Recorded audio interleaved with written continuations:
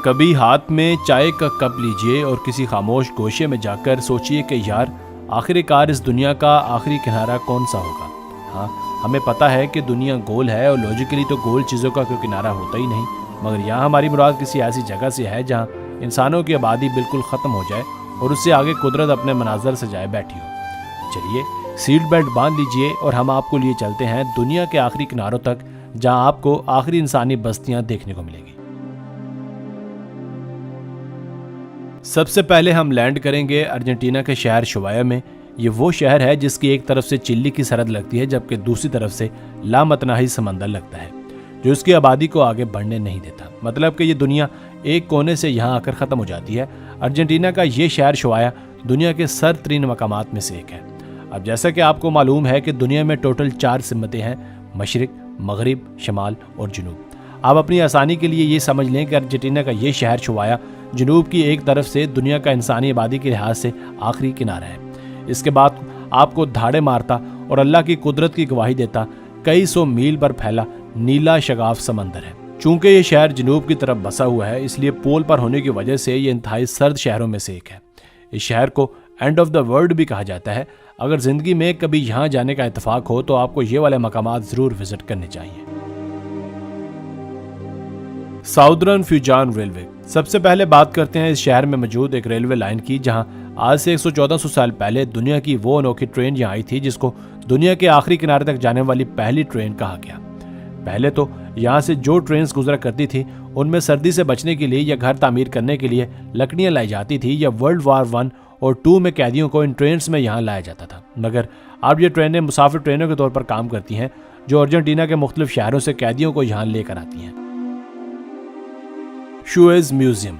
आपने आज तक लातादाद अजायब घरों की सैर की होगी, पर चलिए आज आपको दुनिया का आखिरी और काफ़ी हद तक अजीब तरीन म्यूजियम दिखाते हैं।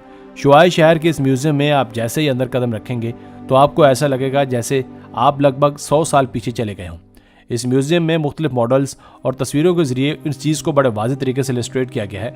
आपके म्यूजियम में जगह जगह पुराने लोग, उनके घर, उनका रहन सहन नजर आएगा।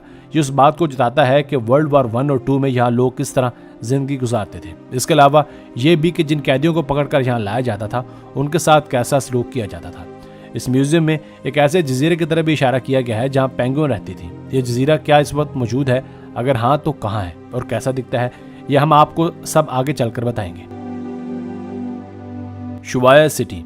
चलिए अब बात करते हैं शुवाया शहर के इस मकाम की जहाँ से वाकई में आगे समंदर शुरू हो जाता है और इससे आगे कोई इंसान भी आबाद नहीं है। हाँ, ये बात तो सच है कि समंदर में बहुत सारे जजीरे हैं, मगर इन जजीरों पर कोई इंसान आबाद नहीं है। हम तो ऑफिशियली तौर पर यह कह सकते हैं कि समंदर की नमी शुरू होने से पहले जहाँ जहाँ दुकानें मौजूद हैं या लोग आबाद हैं तो वो लोग दुनिया के आखिरी लोग ही हैं। इस जगह पर आपको एक बड़ा सा साइन बोर्ड भी मिलेगा जिस पर अर्जेंटीना की लोकल ज़बान में लिखा होगा फिन डिल मुंडो, जिसका इंग्लिश में तर्जमा यूँ होता है एंड ऑफ द वर्ल्ड। अगर आप वाकई में अपना नाम उन लोगों में लिखवाना चाहते हैं जिन्होंने दुनिया की आखिर देखी है तो आपको इस जगह ज़रूर जाना पड़ेगा।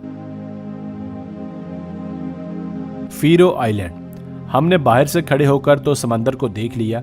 आइए अब एक कश्ती किराए पर लेते हैं और आपको लिए चलते हैं आबादी से कुछ ही दूर समंदर में मौजूद एक जजीरे पर जिसे फेरो आइलैंड कहा जाता है। इस जजीरे पर एक लाइट हाउस भी है जो दूर से नजर आता है। कहा जाता है कि यह लाइट हाउस भी 1920 में वर्ल्ड वार 2 के ज़माने में बनाया गया था। आप इन सारी बातों से ये बात तो समझ गए होंगे कि अर्जेंटीना और ख़ासकर इस शहर का वर्ल्ड वार 2 में कितना किरदार रहा होगा। खैर, अपना सफ़र जारी रखते हैं और अल्लाह का नाम लेकर पहुँचते हैं इस जजीरे पर।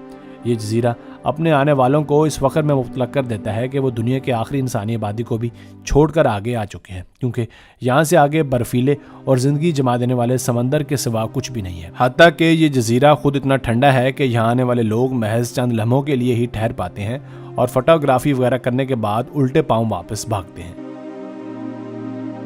अवे फ्रॉम फेरो।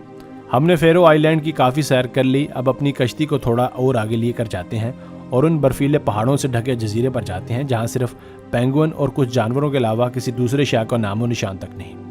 यही वो जजीरा है जहाँ अब तक पेंगुइन्स आबाद हैं और हैरानगी की बात है कि ये न सिर्फ उन शहर शवान बल्कि पूरी दुनिया की भीड़ भाड़ से दूर यहाँ भी अल्लाह इनको रिस्क दिए जा रहे हैं और पता नहीं कितने हज़ार सालों से ये जानवर यहाँ आबाद हैं और शायद ता क़यामत यूं ही इनको रिज़्क की फरावानी मिलती रहेगी। इन जजीरों के बारे जो चीज़ सबसे ज़्यादा ख़तरनाक है वो यहाँ का अकेलापन है। अगर आप अपनी कश्ती पर यहाँ पहुँच जाएं और अपनी कश्ती को किनारे लगाकर खुद इन पहाड़ों और जजीरों की सैर को निकल जाएं और खुदा न खास्ता कहीं और राह भटक जाएं, तो फिर आपकी मदद के लिए यहाँ कोई नहीं आएगा और ना आप किसी को बुला पाएंगे, क्योंकि मोअज़्ज़ज़ सारिफ यहाँ इंटरनेट की सहूलत मौजूद ही नहीं है और इंसान यहाँ शाज़ो नादर ही आते हैं, इसलिए यहाँ से बच पाना लगभग नामुमकिन ही है।